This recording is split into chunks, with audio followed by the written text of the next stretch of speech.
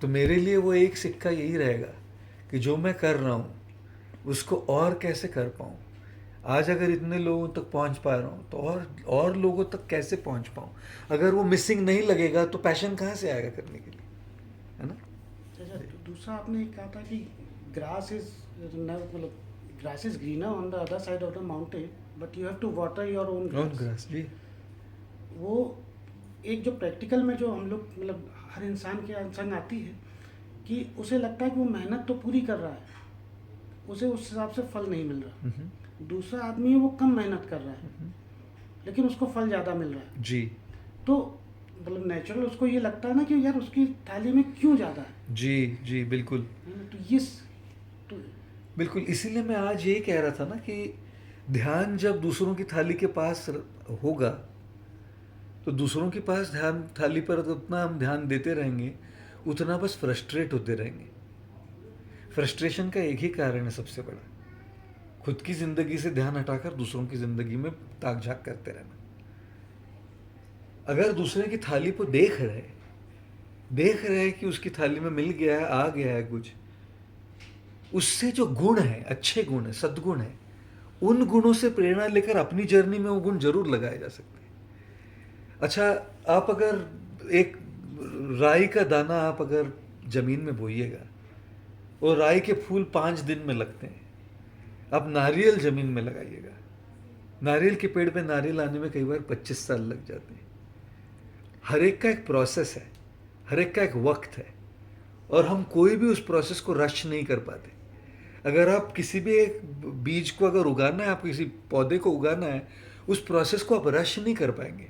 अगर आपने राई लगाई है और उधर अब नारियल का पौधा लगाया है, तो अगर नारियल देखेगा कि राई में तो फूल लग गए बहुत, मेरा नहीं लग रहा है तो इसलिए मैं अभी निकल जाता हूँ यहाँ से, मुझे राई बनना है। अरे बड़ा नारियल का पेड़ बनने से हम रुक गए तब। इसलिए हर एक की जर्नी और हर एक का सफ़र एक डिफाइंड है ना जी। और इसीलिए अपनी सफ़र में प्रेरणा लेकर कैसे पेशेंस से आगे बढ़ना है वो देखना जरूरी है। और मैं ये बात पूरी तरह से मानता हूँ कि फ्रस्ट्रेशन तो जायज़ है। जब हम इतनी मेहनत कर रहे हैं और दिख रहा है कि नहीं कुछ हो रहा है, फ्रस्ट्रेशन जायज़ है, रोना भी चाहिए, क्यों नहीं हो, फ्रस्ट्रेशन जायज़ है। लेकिन उस फ्रस्ट्रेशन से निकल के फिर होपफुली आगे बढ़ना वो भी बहुत ज़्यादा ज़रूरी है। Can it be also an answer for those who complain that they act very much, but their fortune never support them? देखिए, हमारे जीवन के इक्वेशन में एक होता है पाई, जो है 3.1418। Right. वो कांस्टेंट कहते हैं हम उसको बदला नहीं जा सकता। Why value constant? Constant. उसीलिए कांस्टेंट कहते हैं कि उसको बदला नहीं जा सकता। उन चीजों को बदलने की कोशिश करना जो अपने हाथ में ही नहीं है, क्या कीजिएगा उसको। उन चीजों को बदलना तो ऐसा होगा जैसे दीवार पे जाके सर पटकना, दीवार नहीं हिलती, सर को चोट पहुंचती। हम उन कॉन्स्टेंट्स के पीछे अपने मन में सोच सोच कर और बहुत ज़्यादा उसमें एनर्जी डाल डाल कर ना खुद को चोट पहुंचा रहे हैं। लेकिन उस इक्वेशन में एक है एक्स, जिसको वेरिएबल कहते हैं। उस वेरिएबल पर काम करना बहुत ज़्यादा ज़रूरी है, बहुत ज़्यादा ज़रूरी है। तो ये जो मैं कह रहा था कि फ्रस्ट्रेशन होना नेचुरल है, होप रखना बहुत ज़्यादा ज़रूरी है, ये अगर रहेगा तो भी हम अपनी ज़िंदगी में आगे बढ़ पाएंगे। लेकिन ये सब होना मेरे हिसाब से एब्सोल्युटली नॉर्मल है।